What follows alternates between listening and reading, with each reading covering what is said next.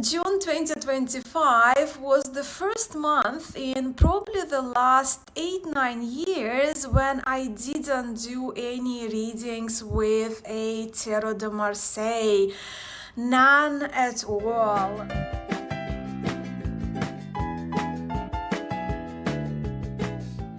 Hello friends, welcome to Musings by Masha and welcome to our monthly deck of the month feature, hashtag deck of the month, hashtag deck of the year project 2025, the feature where I share with you, well, towards the end of the video, my deck of the month, but also the feature where I share with you the tarot and oracle related books I read throughout the year. I have been reading along with a little bit of my life, right, a bit of some of my updates as well, and monthly favorites of sorts. So yes, I'm sitting down to film this video on the sunny afternoon of the 1st of July. 5 more sleeps now until my 44th birthday, and I am still without a home, without a permanent home here in Queensland. As well, some of you know who follow this series that recently my husband and I, at the end of May, we relocated up north to Queensland in Australia, and at the moment we are in the Scottish, hence the sense of change of the behind me area, right? So not my house, but we are here for the next few days, and then we have to move to another place for at least until the around third week in August, as we are still we're still looking for the property to secure the permanent hopefully forever home for us here. And as you know, delays, they're very common when it comes to financing and selling property in our New South Wales property, and then purchasing property here. All the legal documents, they take a while. Finalizing financing takes a while, and everything that comes with it, which brings me that I will not be reunited with my tarot library and book library anytime soon. I mean, yeah, it's relative, right? So it's another at least 7-8 weeks from now. But I did watch 2 videos. Tami at Tami Pie YouTube channel, she filmed 2 videos where she reunited with some of her collection that was sent to her. And yeah, I of course have a list jotted down of the immediate decks that I have been missing most. And yeah, that's the list. And that the kind of because of that I was inspired to buy one oracle deck, which I will share with you in a moment. Alright, so what I enjoyed in June, I came across the Tarot podcast. So it's called the Tarot podcast. It's available on YouTube. You can listen to it through your Apple phone podcast app or on Spotify. And it's the new baby of T. Susan Chang, who has written a number of books now, but this probably a 36 Secrets book is the one that I've been featuring on my channel throughout the year. So that's the same T. Susan Chang. She started the Tarot podcast, and she already did 2 interviews. Her first interview was with Mary Kay Greer, the wonderful Mary Kay Greer, and it was such a sweet conversation with a few kind of little gems, the points that they made. And one of them was what Mary Kay Greer said about tarot, and I have it jotted here.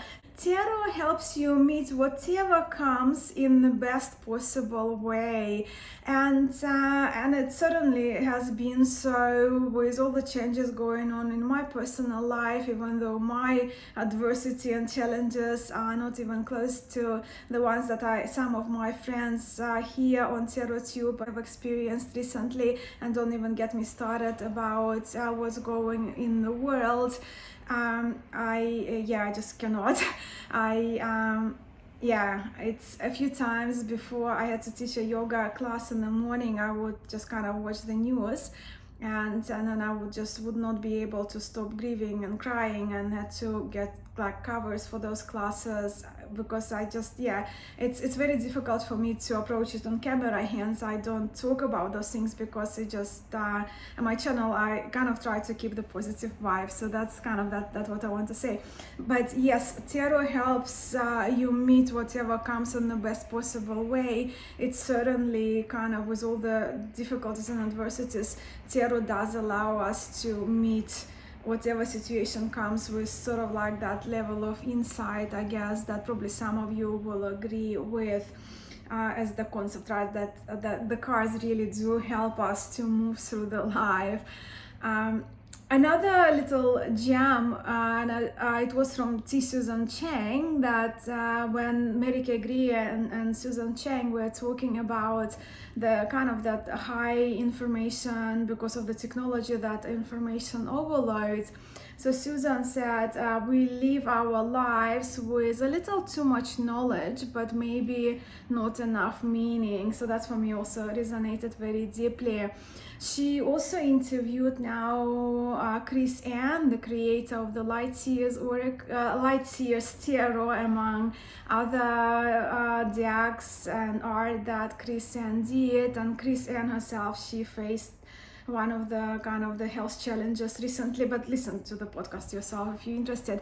But what's kind of really awesome, it kind of made me miss the Lightseers Tarot, of course, which I didn't bring, and which I now feel I didn't dedicate enough time to. Chris Ann, she is very much into the energy healing, and she has done a lot of energy healing, and is qualified, I trust, in the area of energy healing. So what she was saying, that in the deck, in her cards of the Lightseers Tarot, she depicted the swirls. You see the swirls and little dots of light in the cards, and her intention was, when you put a few cards next to each other, how this energy moves from one card to another through those swirls that we can observe, and the light patterns that we can observe. So yeah, I kind of cannot wait now to reunite with the Lightseer, so I can put a few cards in the reading and just see how that energy moves, because I never knew that. So I probably kind of, again, neglected the deck and never really read the guidebook in detail. Talking about the decks that I've been missing, the Herbcrafters Tarot is one of the decks that I regret not bringing with me, and because of that I purchased an oracle deck, the Language of Flowers Oracle. And also why? Because where we are now, we are very close to the botanical gardens that feature a small kind of international gardens, theme gardens, like a Japanese gardens, garden, cacti garden, along with the natural Australian area, really huge piece of land there. And this is, so the Language of Flowers Oracle is the only deck that I acquired in the month of June, and I managed to find locally at half price, which was kind of brilliant. And I did want a flower deck from Sherilyn Darcy, one of her plant decks, that featured her original block prints, because her original style of illustration is those block prints. Plus, with Rockpool, I do love the older kind of glossy, flexible cardstock. It just kind of makes me happy. But let me now bring those cards up close so I can share a little bit more about these cards, about this new to me oracle, and then we'll talk about the books that I was reading in June, the decks that I used most, and finish off with my deck of the month for June 2025. As with most of the decks I know from Rockpool, we are here with a two-part sturdy box. I love the color palette of it. Those are the backs of the cards. And this is the booklet. So the booklet is quite substantial, 107 pages. And this is Sherilyn Darcy herself. In Australia, Sherilyn is known and very well respected as an environmental artist who specializes in illustrating botanicals. She actually has illustrated quite a number of publications featuring botanicals, the area that she's passionate and knowledgeable in. As for the cards, those are the backs. And the cards, they feature a blossoming floral, right? So a flower or blossoming plant and a sacred location in the world. So here we are with Unity, pyramidal orchard, and this is of course is the Stonehenge in the background that we see. For cherry blossom, we have Japan as the location, one of the areas in Japan, and all the cards are numbered. They have a keyword that we can use regularly if we don't choose to use the guidance of the booklet.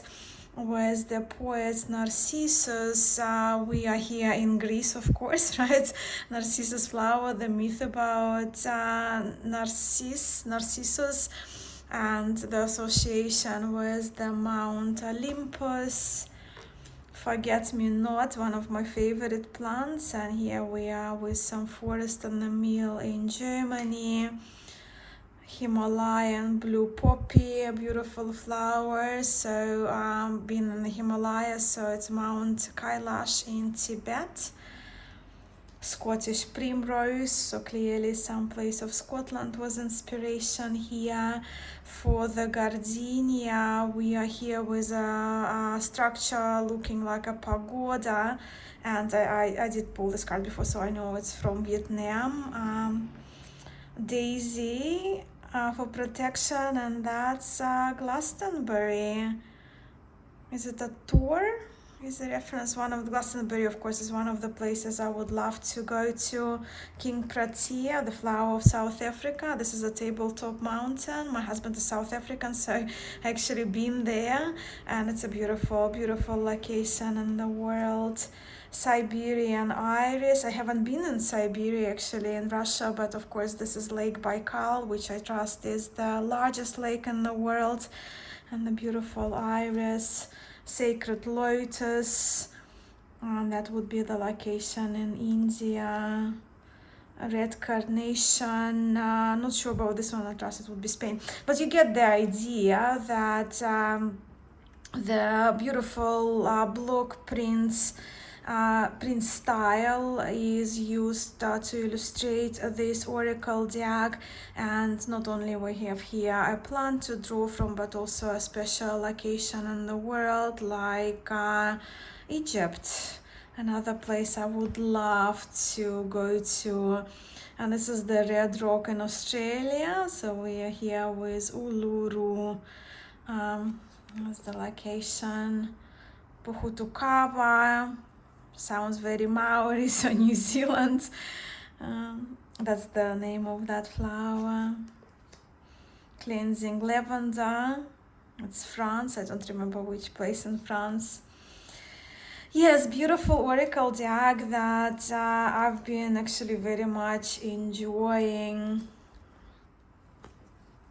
And now let's chat about the books I was reading in June. I only finished one, but you'll get the gist what I was reading in June, and will be continuing reading into July. One of them being the book Perdurabo. I'll show you on Kindle. I've been reading a lot on Kindle because, as you know, I'm away from my bookshelves, and most of my books, well, pretty much all of them, apart from just a few that I brought with, they are in storage now. So yeah, Perdurabo, the life of Aleister Crowley, and this is the biography, a very extensive biography by Richard Kaczynski. Perdurabo, actually the name Perdurabo was the name that Aleister Crowley, he he chose himself when he was initiated into the order of the Golden Dawn. And like durability, right? Perdurabo means from Latin, I shall endure until the end, or I shall endure to the end. Of course, Aleister Crowley is known as the wickedest man on earth. Wickedest in the sense that most evil, but look, yes, while his morals are questionable and left much to be desired in the recent month and the recent years, we all have witnessed what evil really is, and Aleister Crowley certainly is not that. Especially that Aleister Crowley, with his love is the law. But for those of you who are interested, it's a very detailed, very extensive biography, and every person mentioned, where possible, even given their years of living. But that's the table of contents if you are curious. But I've been really enjoying this biography. Another thought-related, somewhat book that I've been reading is this one, Ask Baba Lon by Milo Duquette, Answers to Questions of Life and Magic. Look, this book was, I only that's the one that I finished, right, just in 4 or 5 days, perhaps nights to be precise, and this book was my bath and before bed entertainment, because I find Lon Milo Duquette's writing is so fun and engaging. His fourth book is in the storage, so I don't have it with me here. But this book, as I just said, it's rather short, and you can really finish it in a day or two. But I just kind of was only reading it in the evening, just before bed, or in a bathtub, which I've been taking before bed. So this book is just that. It's the collection of letters and answers on the topic of magic, mainly the letters that the author, Lon Milo Duquette, received, and the answers that he wrote back to the magicians or magician wannabes who he had the correspondence exchange with. They're the topics, but as I said, like, his writing style is so fun and engaging, and it's a very light book, and for me it was a very light book to enjoy. It also includes 3 interviews with Lon Milo Duquette by some magazines, and when it comes to Ask Baba Lon is Lon as Lon Milo. Baba in Hindu means father, and it's just a play, of course, of Baba Lon as well. So that's the title of the book. And with the 3 interviews, that actually the book starts with 3 interviews, and then we get to the questions and answers. I've learned quite a bit about Lon Milo Duquette. It's fun to learn about him as well. So those were the Kindle books. One finished, Ask Baba Lon, and one I'm just still reading, and probably will be Perdurabo. I'll be reading for the next 4 or 5 months. But I do have one physical book that I've been really enjoying. I have finished most of it as a reading part of it, right? Materials, but exercises I have only done a few. And this is the book I came across only towards the end of June. I trust probably towards the last 10 days of June. And this is the Neuroscience of Tarot, as you see, by Siddharth Ramakrishnan, PhD, who is a neuroscientist himself, with the foreword by Mary K. Greer. As I came across this book online, I pretty much immediately I also came across the lecture that was happening 2 days after. I have 2 or 3 days perhaps after I found out about this book book at Letitia Barbier Cartomancy platform, which I enjoy with the author of this book. And I wasn't supposed to get any physical books while I'm in between houses, but stumbling across this one, I absolutely had to. And this book just does that, right? Explains the neuroscience behind us approaching tarot. So it explains what happens in our brains when we interpret images of the cards and engage into reading the cards. And this book is just brilliant. It's only a short book. How many pages? I should have looked up. 167 pages plus like this blank pages and about the author page. But this book is packed with the graphics and Siddharth Ramakrishnan, he does such a good job in explaining how the brain works, right? And through the graphics, through his explanations and examples and exercises, he breaks down the subject in such a way that it becomes actually very exciting and very approachable.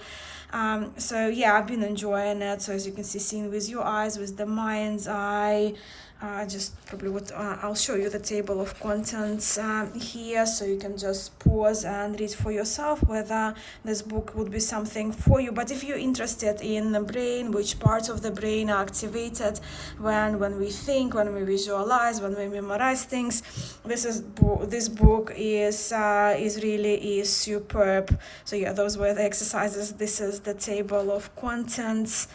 I don't know, I'll just show you what I highlighted. Yeah, anatomy of intuition and insight. So you see, he kind of talks about intuition, how to develop our intuition, how we can move from intuition to insight, and which areas of the brain are activated with that.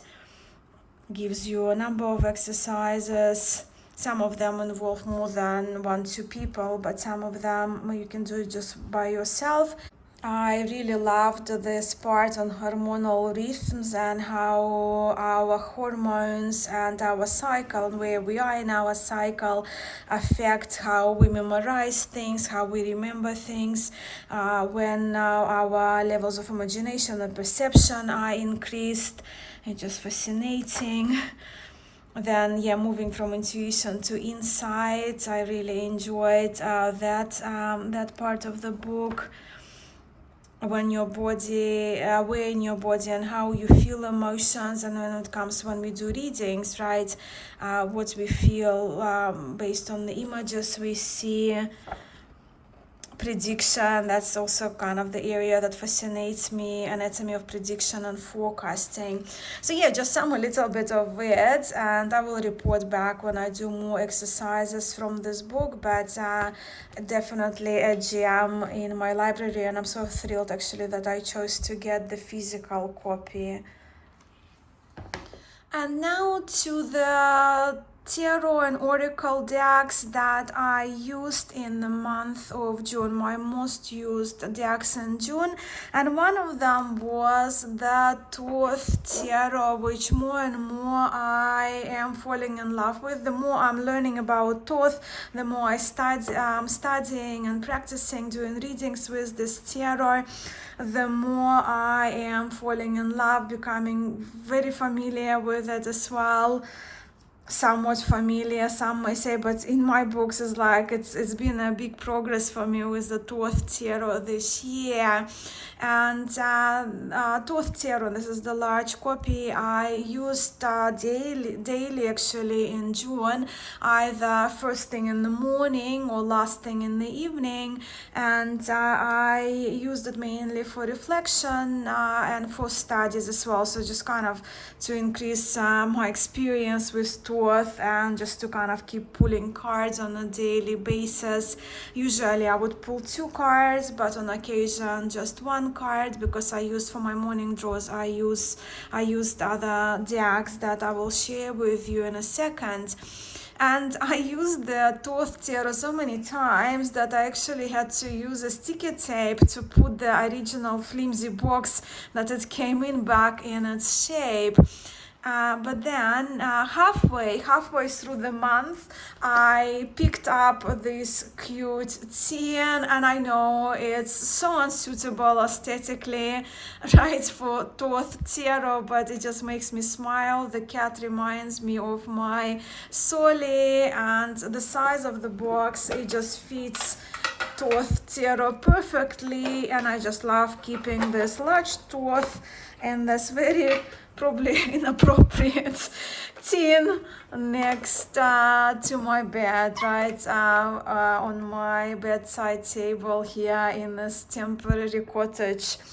Right, so that was the Thoth. Then I'm not going to show you because I showed you quite a number of cards for Oracle. I use this Oracle quite a lot as well. I just love it. It just kind of gives me good hits. I love the art style. I love the block style of illustration, and I love the sacred places chosen by Sherilyn Darcy to put together with the certain botanicals, flowers that she picked to use 44 of them for this oracle. And then there was Minkiyate. Look, June 2025 was the first month in probably the last 8-9 years when I didn't do any readings with a Tarot de Marseille. None at all, not even one reading, which is very unlike me, really, a person who prefers the Tarot de Marseille tradition to them all. But that's because the Minkiyate tarot has been mesmerizing me that much.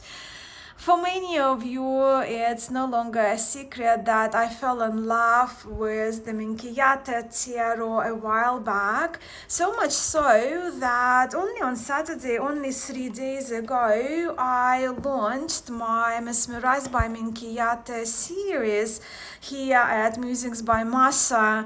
And yes, I got a thing for letter M, right? Mesmerized by Minkiyate at Musings by Mascha. And I'm so smitten by all the comments under part 1 video. And I'm so appreciative of and so grateful to all of you who shared the comment under that video. And I'm really excited about both the Minkiyate tarot and Mesmerized by Minkiyate series, and even more so that quite a number of you actually love Minkiyate and also excited about this series, so that make me feel all fuzzy, and I'm just so thrilled that I'm not alone, and I have a number of tarot friends who are interested in exploring the Minkiyate tarot. So this is the one by Marco Benedetti. This is Minkiyate Fiorentina, colored and published by Marco Benedetti. It's a deck that Marco based on a very standard block print Minkiyate, and if you're familiar with Minkiyate tarot, you would easily recognize the images because of the standard pattern that was used throughout the 17th through to the 19th centuries, and I talk in more detail about the history of this Minkiyate tradition. But this one is special, this Minkiyate by Marco, in the sense that the colors, they are very different from the colors that we normally observe in historic Minkiyate tarot decks. And it is so because Marco, and that's from my memory, he used the color palette for this tarot as he used for his personal deck, which I don't have with me, but I do have a card that I asked Marco to print me a while back. It's my favorite. Well, this Empress is one of my most favorite Empress cards ever, and from Marco's deck, from Marco's Visconti Homage, the very minimalistic deck that he created with all the foiling, gold and silver foiling. This is my favorite empress. So yeah, the colors that Marco chose for his Minchiate when he colored the woodblock print digitally are inspired by the homage deck, by Visconti homage deck of his own.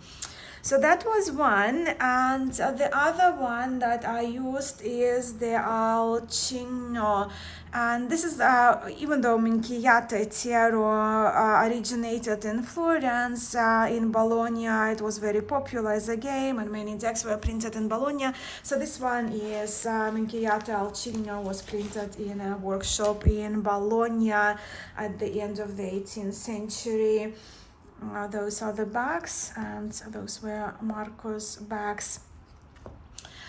I just love the antique old feel of the Alcino cards, and also the originally block printed cards. They just attract me. I just kind of, yeah. They have soft spot in my tarot heart. I adore the muted oranges we see here, and such lovely to my eye greens in these cards, and the soft faces. It's one of the features that probably first attracted me to the Minchiate. I love some illustrations in the peep cards as well, and all the charming details that we will be discussing in details in detail in the Mesmerized by Minchiate series as we go along. So yeah, for my morning draws, Minchiate Tarot was my go-to tradition, and I did use both of these decks for that, for my morning draws, and I will keep using them. I will continue with them as I'm just so smitten by the Minchiate Tarot. It's been wonderful in my practice too. As for the deck of the month, how do I choose one? In all honesty, if I had to choose by the amount of time, amount of cards I read, it would be really neck to neck between the large Thoth Tarot and between the Minchiate, I showed you the cards, right? So the Thoth Tarot or the Minchiate, and the Alcino one, I had it in my bag. It was my carry deck, so I used it for my morning draws, and also for the readings that I didn't do daily, morning draws daily, but readings kind of every second, third day perhaps in a cafe. So yeah, I used Marco's deck as well, as I just showed you, but in terms of amount of time, not as many times as I used these ones. So yeah, Thoth and the Minchiate Alcino probably would be my two decks of the month. If I had to choose one, of course, it will be the Minchiate, because it's kind of my life now, right? So I study Minchiate, I look into the cards, I play with the cards, even just placing them next to each other without having a question. So yeah, not a clear answer for the month of June. Yeah, original Thoth and Minchiate, and I feel like Minchiate tradition is here to stay. And I did have a reason why I didn't carry this deck with me, but I think in July it might be my deck for July. Well, we shall see. But I hope you enjoyed this, and for those of you who are playing along, who are participating in hashtag deck of the month, hashtag deck of the year, project 2025, here on YouTube, I will tag all those channels for you, our friends, to check videos of other tarot tubers. And for those of you who participate in comments, I would love to hear which decks you used for most part in June 2025, in June this year, and also which books perhaps you read glad that you can recommend us all, because I know many of my tarot friends, they do read the comments as well, so we can learn from each other. So yeah, now in July, my birthday month, so we shall see what it brings. My biggest birthday wish is a home, a new home. So yeah, thank you all so much for being here today, for stopping by and for allocating some of your day to watch my video. I'm sending much love to you all, and I will catch you in the next one.